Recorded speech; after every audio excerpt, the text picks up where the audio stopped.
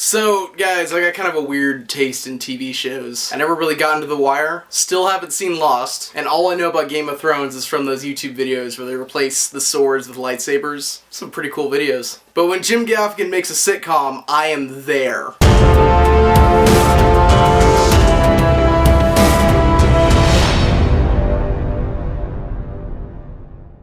Welcome back to another episode of Why Don't You Love? This time around we're talking about the Jim Gaffigan Show. I think aside from the April Fool's Day video that I did this year, I don't think I've really gotten into any TV shows yet. But this is a show I just have to talk about. It's seriously one of the most underrated comedy shows I think that's on TV right now. For those of you who aren't that into stand-up comedy, just for the record, Jim Gaffigan's one of the bigger names out there right now. He's not the most well recognized out there, but in terms of quality, he is absolutely up there. I'd say he's probably my favorite stand-up comedian right now. When it comes to his act, he's a little more on the cleaner side compared to a lot of A-list comedians, but he's not afraid to get a little edgy when the situation calls for it.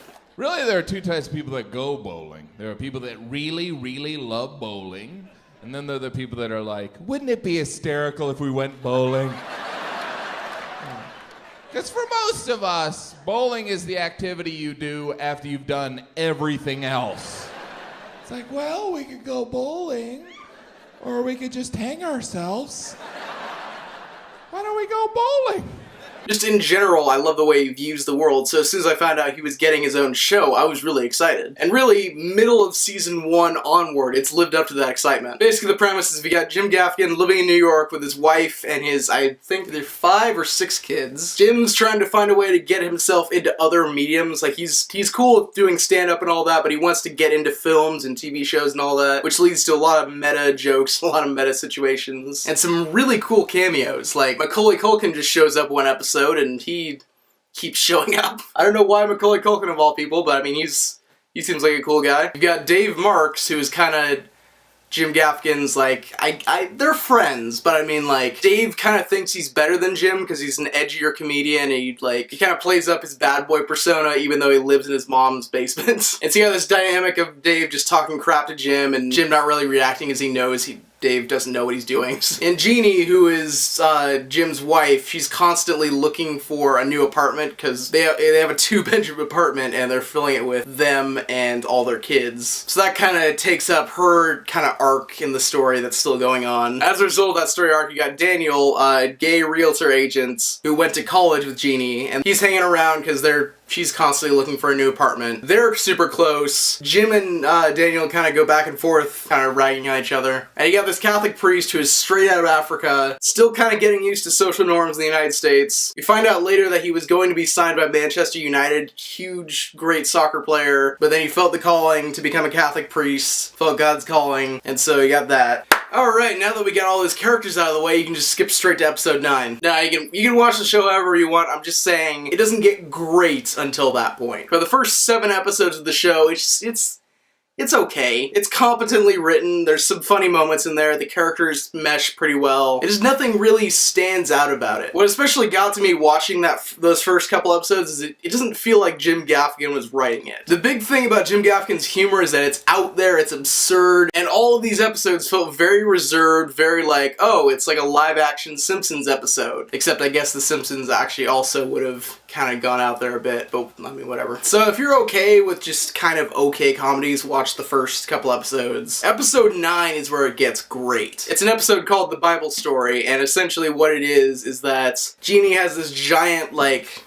huge, massive Bible that she's giving to the priest as a gift, and Jim's gonna be going by the church on his way to a comedy thing, so if he could just drop it off after the comedy thing, that would all work out. And this whole episode is just Jim imagining what the worst case scenario would be. Like, throughout the show, Jim's kind of stuck in the middle between his wife is a super devout Catholic, and he's in the New York stand-up comedy realm. So he's around a lot of people who are anti-religion and think that if you're super religious, then you must also be homophobic Catholic, and you must also have certain political views. So he takes the Bible and he gets branded as a Christian comedian, and some of his more secular comedian friends kind of disown him and say, wow, I didn't know you hated these people. And so to kind of set the record straight, like, no, I was carrying this Bible for somebody else. Like, man, this is big. Or says something offensive, and now the other side is mad at him. And it's just a really interesting take on how polarized our country is right now and how easy it is to offend people. And how when you're in the entertainment industry and you take a stance on something, there are people who, without knowing you, without knowing what you're all about, will inherently start to hate you because of those stances that you take. And you do it in the perfect Jim Gaffigan, over-the-top, the world's crashing down type way. And as soon as I saw that episode, I'm like, alright, Jim Gaffigan got in the writer's room. Let's do this. We are now officially in Jim Gaffigan's world, and stuff is about to get weird and hilarious. And it does! For the last 3 episodes of Season 1, it's great, leaves off on a great note. Season 2 picks up, and it's even better. As I'm recording this, we're starting to get towards the end of Season 2. I think it wraps up next week. Point is, it's still on TV, it's still awesome, it's starting to hit its stride, it's hilarious and over the top and meta, and now those great celebrity cameos that were kind of the highlight of the first 7 episodes are just the cherry on top for all this other stuff. Obviously, I don't know what it's like as someone who is an entertainer on that level, but it's definitely super relatable as someone who wants to make stuff to entertain other people, and kind of the stress of, oh, I gotta keep climbing the ladder, like that idea of just surviving in the entertainment industry and all the ways that intersects with real life, and just seeing that through the eyes of someone who exaggerates for comedy. Really, from episode 9 onward, there was only one episode I didn't like, and that was No Good Deed Goes... I think it was called No Good Deed Goes Unpunished. It was the part 1, it was a 3-part series. Part 1 was the one that I wasn't feeling so much. Dave is always kind of this unlikable character, and that's kind of the charm of it, is just that he's so edgy, but he'll never, like, rise above Jim in any way. And this 3-part thing was supposed to be like, oh, what would happen if he actually did get his way? And it's the Dave Marks show, and it's like the alternate reality of what actually happens. Like, oh man, he's getting his own TV show on TV Land and all that. Part 1 you could just completely leave out. This is a 2-part series. Dave gets his show. Dave gets what he has coming for him because he's a jerk to everyone. Part 1 is just Dave completely messing up Jim's like stand-up event at this really big venue. And there's really no payoff for that. Other than that though, even though the show is a little bit more mean-spirited